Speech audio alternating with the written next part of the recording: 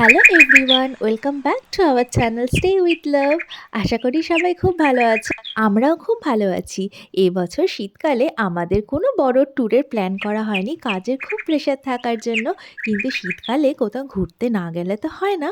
সেই জন্যই খুবই কাছের একটি রাজবাড়িতে আমরা চলে গেছিলাম একটা রাত কাটাবো বলে। আর সেই নিয়ে একটুখানি ছোট্ট ছোট্ট ভিডিও করে রেখেছি তোমাদের জন্য। এবার তাহলে ভিডিওটা শুরু করি আর তোমাদের বলেও দিই আমরা আজকে কোথায় যাচ্ছি। আমরা যাচ্ছি পূর্ব মেদিনীপুর আর আমরা 6:45 তাম্রলিপ্ত এক্সপ্রেসটা ধরবো হাওড়া থেকে। না ফাঁকা তো না, স্টেশনে তো প্রচুর লোক। আমরা 5:50 লোকালটা ধরবো। আশা করছি হাওড়া 6:30টার মধ্যে পৌঁছেই যাব। যেহেতু শীতকাল চারিদিক অন্ধকার, কিন্তু আমাদের পাইকারি বাজারটা রয়েছে জমজমাট। ভালোভাবেই তাড়াতাড়ি আমরা পৌঁছে গেছি হাওড়া স্টেশনে। এখন আমরা যাচ্ছি আমাদের নেক্সট ট্রেনটা ধরতে, তাম্রলিপ্ত এক্সপ্রেস, যেটা যাচ্ছে হাওড়া থেকে দীঘা। তো আমরা তো আগেই নেমে যাব, শেয়ার করব তোমাদের সাথে। তো ট্রেনটা কিন্তু আমাদের আজকে অন টাইম ছেড়েছে আর লেটও করেনি লাকিলি, কারণ এই ট্রেন কিন্তু এখন ভীষণ লেট করছে। জলের সব কিছুই তো আছে। এবার তোমাদের ট্রেনের ভেতরটা একটু দেখাই। খুব নয় যে বন্দে ভারতের মতো নয়, ব্যাস কেসটা এবারে কত ভরতে গেছি। যাই হোক, 110 টাকা চেয়ার কারে কিন্তু এই ট্রেনে খুব ইজিলি দীঘা পৌঁছে যাওয়া যায়, যেটা খুবই সস্তা। একটু অগোছালো ট্রেনটা, বাট একটুখানি অ্যাডজাস্ট করে নেওয়াই যায়। তবে আমরা আজকে নামবো কাঁথি স্টেশনে।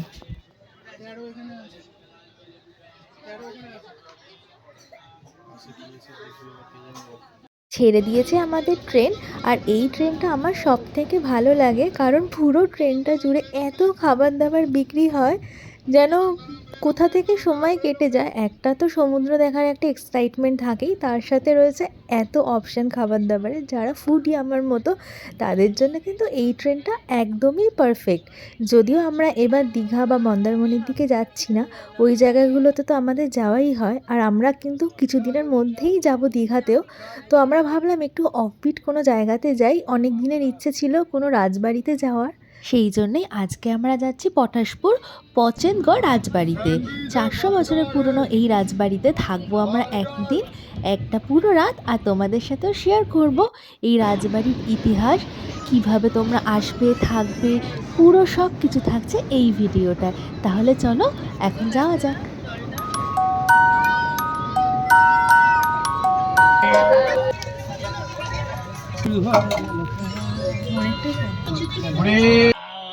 মুড়ি চা খেতে খেতে আমরা পৌঁছে গেলাম কাঁথিতে একদম অন টাইম।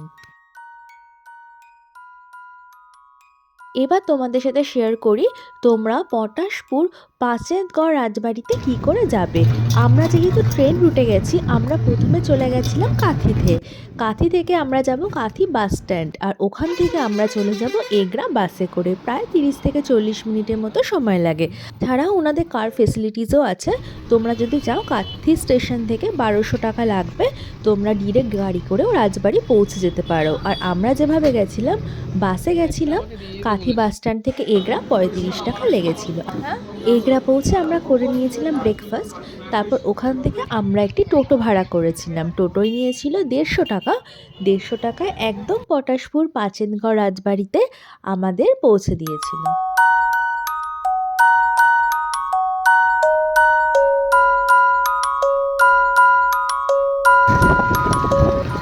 অনেক দিনই ইচ্ছে ছিল একটা গ্রাম্য পরিবেশের একটা রাজবাড়িতে থাকার জন্য, যেখানে খুব একটা চাকচিক্য নেই, একদম সাধারণ সাদামাটা একটা গ্রাম্য পরিবেশে থাকার।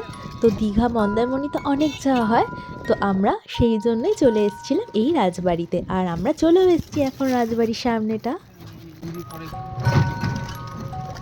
আমরা এখন যে মাঠে আছি সেখানে কিন্তু রাস পূর্ণিমায় অনেক বড় রাসের মেলাও বসে, সব তোমাদের সাথে শেয়ার করব।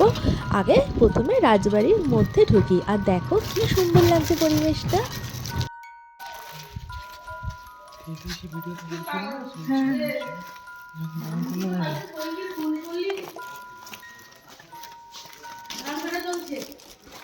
আমাদের একটু নিতে এসেছিলেন ওনারা, তো এই যে আমরা এখন কিন্তু ঢুকছি আস্তে আস্তে অন্দরমহলের দিকে।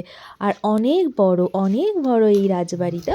এর হিস্ট্রি, এর পেছনে কি ইতিহাস আছে সব তোমাদের সাথে শেয়ার করবো আস্তে আস্তে।